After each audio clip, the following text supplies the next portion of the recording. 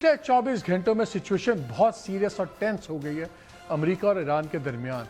पीर की सुबह Donald Trump ने अनाउंस किया कि वो प्रोजेक्ट फ्रीडम अनाउंस कर रहे हैं। प्रोजेक्ट फ्रीडम क्या है? उसने कहा कि 100 जहाज़ हमने इकट्ठे कर दिए हैं, हमने अपने डिस्ट्रॉयर्स इकट्ठे कर दिए हैं, 15,000 हमारे फौजी हैं, मिसाइल्स हैं, 100 जहाज़ हैं और हम ताकत के ज़ोर पर अब हुर्मुज़ खोलेंगे। उन्होंने कहा कि हम ना एयर स्पेस में जाएंगे, ना हम वाटर्स में जाएंगे, लेकिन हमने एक रास्ता बता दिया है, यहाँ से जहाज़ आएंगे और अगर ईरान ने इन पर हमला किया, रोकने की कोशिश की, तो हम नेस्तो नाबूद कर देंगे ईरान को। और उसके बाद फिर सेंटकॉम ने क्लेम किया कि 2 जहाज़ गुजरे भी। ईरान का फौरी जवाब क्या आया? एक तो उन्होंने फ़ौरन एक नक्शा निकाल दिया नया स्टेट ऑफ हुर्मुज़ का, जहाँ पे 2 रेड लाइंस लगा के उन्होंने कहा अब ये पूरा इलाका हमारा है। ये जनूब में कोहे मुबारक से फुजैरा जो यूएई की पोर्ट है वहाँ तक, पहले ये नहीं था, पहले थोड़े हिस्से की बात होती थी। और मगरिब की तरफ कैशम आइलैंड से उमुल कुनैन, आपको 2 रेड लाइंस नज़र आ रही हैं। फिर ये हुआ, इन्होंने उन पर फायरिंग कर दी। डोनाल्ड ट्रंप ने ये दावा किया कि हमने 6 स्पीड बोट्स इनकी नेवी की उड़ा दी हैं। ईरान ने उसका जवाब दिया कि आपने हमारे 2 किश्तियाँ उड़ाई हैं जो सिविलियंस की थीं, जो ओमान से ताजिर आ रहे थे ईरान की तरफ, वो अपनी जगह है। लेकिन उससे ज़्यादा बड़ी डेवलपमेंट हुई। यूएई की एक शिप के ऊपर भी ईरान ने मिसाइल दाग दिया जिसमें आग भी लग गई। Military intelligence, British military intelligence claim कर रही थी कि जी ऑफ यूएई 2 और किश्तियाँ थी जिसमें आग लगी थी, लेकिन वो किसी और ने उसको कंफर्म नहीं किया। लेकिन उससे बड़ी बात, फिर एक और जवाब आया ईरान की तरफ से। उन्होंने फुजैरा पोर्ट जो है यूएई की, उसको उन्होंने मिसाइल्स का निशाना बनाया। यूएई ने क्लेम किया कि 15 मिसाइल्स और ड्रोन अटैक्स हमारे पे हुए और उसकी तबाही फिर सामने आई। 3 लोग ज़ख्मी भी हो गए, बहुत बड़ी तबाही, वहाँ पे आग लगी। फ़्लाइट्स एक बार फिर रुक गई, दुबई एयरपोर्ट की सारी फ़्लाइट्स वगैरह रुक गई। वो ईरान की मैसेजिंग थी। अब ख्याल था कि शायद अब इसका रिटेलिएशन क्या होगा। फिर प्रेसिडेंट ने अनाउंस किया कि कल सुबह प्रेस कॉन्फ्रेंस करेंगे मेरे सेक्रेटरी ऑफ वॉर हेक्सेट और मेरे मिलिट्री चीफ जनरल केन।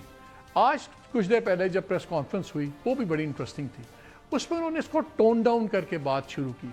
हेक्सेट ने कहा कि ये जो हमारा है प्रोजेक्ट फ्रीडम, ये एपिक फ्यूरी से अलहदा है, ये डिस्टिंक्ट है, सेपरेट है और ये एक डिफेंसिव मनूवर है और ईरान को अकल करनी चाहिए। अगर ईरान ने इसमें किया दरअंदाजी तो हम बड़ा सख्त एक्शन देंगे। जनरल केन ने यह कहा कि अभी तक जो ईरान ने किया है, ये इसके अंदर अभी वो थ्रेशोल्ड नहीं है कि जिसके ऊपर वॉर का रिएक्शन आए।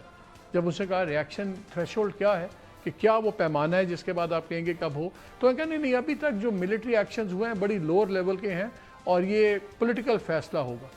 साथ ही एक और ख़बर आ जाए, आपको याद है कि डोनाल्ड ट्रंप का दौरा स्केड्यूल्ड है बीजिंग का 15 मई को।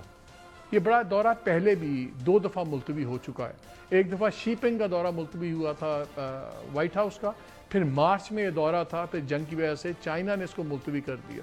लेकिन आज चाइना ने इनवाइट किया कि अराक्ची साहब, अब्बास अराक्ची जो फॉरेन मिनिस्टर हैं ईरान के, ये जा रहे हैं कल सुबह बीजिंग और वहाँ के फॉरेन मिनिस्टर से इनकी मुलाकात है।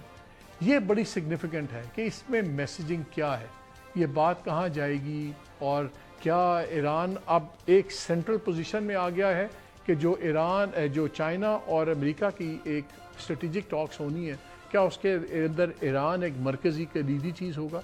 ये भी बड़ी इंपॉर्टेंट इसकी टाइमिंग है। But more important than all, कुछ सवाल उठते हैं।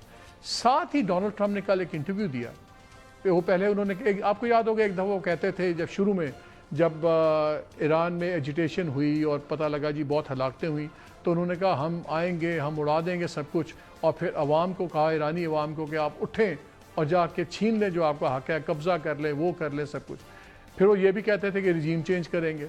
फिर उनका बयानिया बदल दिया कि हम रजीम चेंज करना हमारा मसला नहीं है। फिर उनका कहा हमने इतने लोग मार दिए, रजीम चेंज हो गई है। लेकिन इंटरेस्टिंगली एक रेडियो इंटरव्यू में उन्होंने कहा कि ईरान के लोगों के पास हथियार होने चाहिए क्योंकि इन पर बड़े जुल्म हो रहे हैं और हथियारों के बगैर आप ये बातचीत आगे नहीं चलेगी।